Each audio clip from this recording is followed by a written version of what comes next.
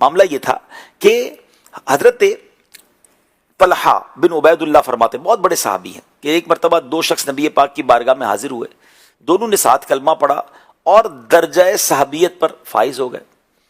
ایک عبادت اور ریاضت میں بڑی محنت کرتے تھے، جو زیادہ عبادت گزار تھے یہ ایک مرتبہ کسی غزوے میں شریک ہوئے اور شہید ہو گئے، اور دوسرے سال ان کے دوسرے بھائی کا بھی جو صحابی رسول تھے ان کا نارمل انتقال ہو گیا، طبعی جس کو کہتے ہیں طریقے سے انتقال ہو گیا.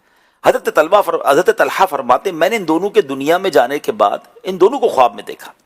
کیا دیکھتا ہوں کہ میں جنت کے دروازے پر کھڑا ہوں، یہ دونوں صحابی رسول بھی وہیں موجود ہیں. اتنے میں جنت کے اندر سے کوئی باہر آیا، وہ صحابی جن کا انتقال 1 سال بعد ہوا تھا، انہیں شہید کو لے کر وہ جنت میں چلا گیا. تھوڑی دیر ہوئی تو وہ باہر آیا، اور وہ صحابی جو 1 سال پہلے شہید ہوئے تھے اب کی بار انہیں لے کر وہ جنت میں داخل ہوئے. یعنی دوبارہ عرض کر دیتا ہوں کہ وہ کہتے ہیں جنت کے اندر سے کوئی شخص باہر آیا، اور وہ صحابی جن کا 1 سال پہلے بعد انتقال ہوا تھا وہ لے کر شخص ان کو جنت میں چلا گیا. تھوڑی دیر بعد وہ بندہ پھر باہر آیا، اور جو 1 سال پہلے شہید ہوئے تھے ان کو جنت میں لے کر گیا. صبح ہوئی تو حضرت طلحہ کہتے ہیں میں حیران ہوا کہ جو شہید تھے وہ بعد میں جنت میں جا رہے ہیں، اور نارمل لائف گزار کر 1 سال بعد جن کا انتقال ہوا وہ پہلے جنت میں جا رہے ہیں. تو میں نے صحابہ کرام کو واقعہ سنایا، سب حیران ہو گئے. اب نبی پاک علیہ الصلوۃ والسلام کی بارگاہ میں حاضر ہوئے اور نبی پاک علیہ الصلوۃ والسلام کو یہ واقعہ سنایا، تو نبی پاک نے کیا خوبصورت جواب ارشاد فرمایا، اے صحابہ تمہیں حیرانی کس بات کی ہے؟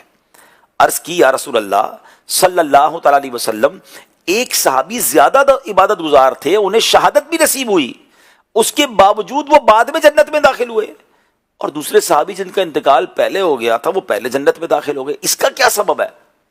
تو پیارے آقا علیہ الصلوۃ والسلام نے کیا کمال کا ارشاد فرمایا. فرمایا کیا یہ دوسرے صحابی 1 سال زیادہ زندہ نہ رہے؟ کہا جی ہاں حضور 1 سال زیادہ زندہ رہے. فرمایا کیا شہید ہونے والے کی نسبت انہوں نے 1 سال زیادہ ماہ رمضان کے روزے نہیں رکھے؟ صحابہ نے عرض کی جی یا رسول اللہ انہوں نے رکھے ہیں. آپ نے پھر پوچھا کیا اس بعد میں وفات پانے والے صحابی نے اتنے سجدے زیادہ نہیں کیے؟ کہا حضور جی ہاں کیے ہیں. نبی پاک علیہ الصلوۃ والسلام نے فرمایا پس اسی وجہ سے ان دونوں کے درمیان زمین و آسمان کا فرق ہے. اللہ اکبر. بات آئی سمجھ؟ 1 سال زیادہ زندگی ملی، شہید سے پہلے جنت میں چلے گئے. وائے؟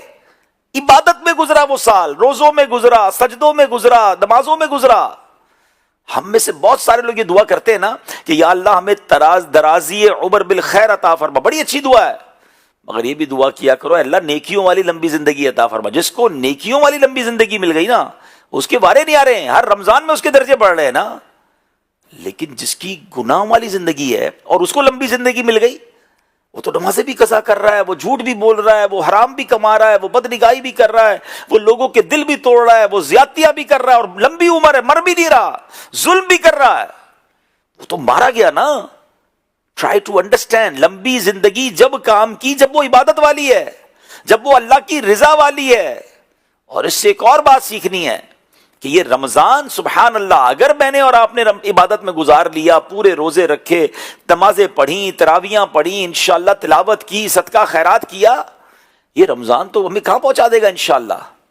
تو بی پریپیئر، میں بھی نیت کروں اور آپ بھی نیت کریں کہ انشاءاللہ